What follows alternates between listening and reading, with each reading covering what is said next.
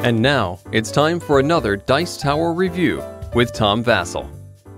Hey folks, it's the year of pirates. There's a lot of pirate games, and today we're taking a look at one called Hook, with an exclamation point, as you know, that always makes a game better.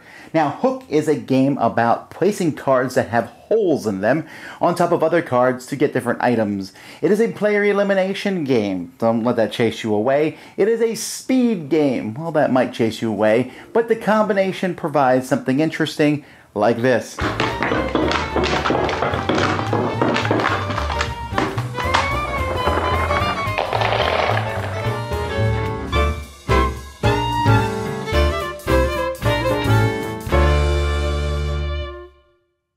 At the beginning of the game, each player is going to choose who they want to be. It doesn't really matter. There are different cards here that show sailors and pirates, and this is in case you want to play on teams. You can play on the blue team, or you can play on the pirate team, or whatever. You know, you can have two teams of the sailors versus the pirates, or you can have the yellow team versus the blue team versus the red team, or you can play every man for himself. Now, when you take one of these, let's say I take the yellow pirate captain, they're all the same, really. The only difference is that, you know, what they look like. You're also going to get 3 of these boards that have 3 series of holes in them. There's going to be a pile of these cards that are shuffled and dealt out evenly to the players. So players have a pile of cards here, and everyone's going to say 1, 2, 3, and everyone's going to flip their cards in the middle of the table like this. And then simultaneously, you are going to take one of your covers here, one of your cardboard things, and place it on one of the tiles. So you can only put one out, and the first person done. Now, you are allowed to go over and go, maybe like that. It doesn't really matter. But once everybody has gone on one of the tiles, then you're going to resolve each of those tiles based on what you can see out of the holes. Now, if your symbol is shown through a hole, so here you can see this symbol here shows the yellow sailor, here's the blue captain. If your symbol, then you're going to take a damage.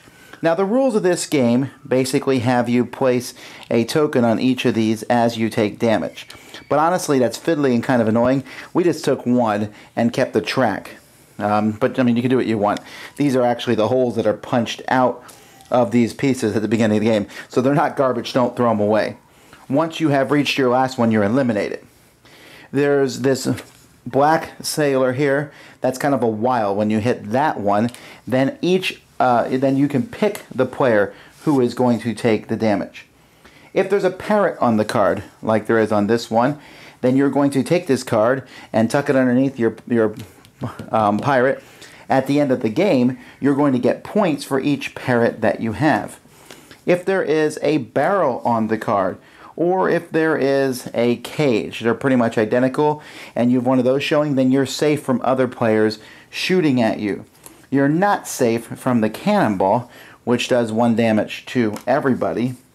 And then there is also rum, which will heal you a point.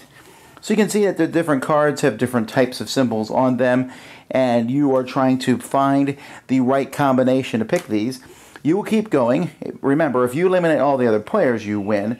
But also, when everyone runs out of a card, you then will, whoever's still alive will count up the number of parrots they have, and whoever has the most parrots is the winner. Hook is one of those games that when I explained it and show you how it works, you probably can tell right there whether you will like the game or not, honestly.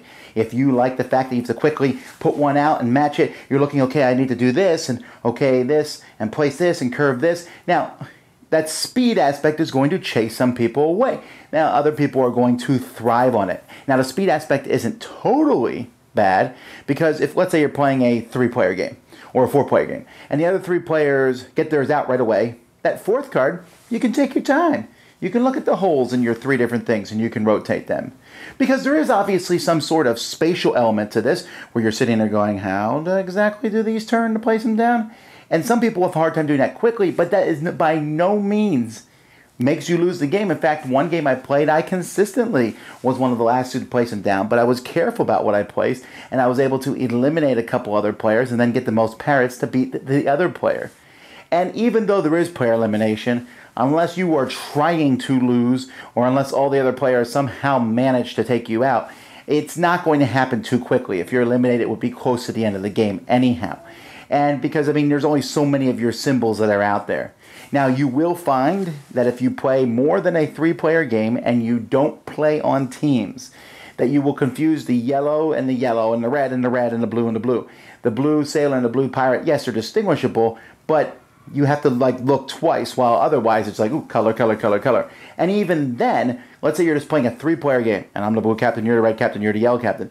You'll still put your things on the holes showing the yellow people, and like, oh, wait, that's the wrong one. It doesn't hurt the other person. And that's okay. I mean, that's part of the fun, and I enjoy that.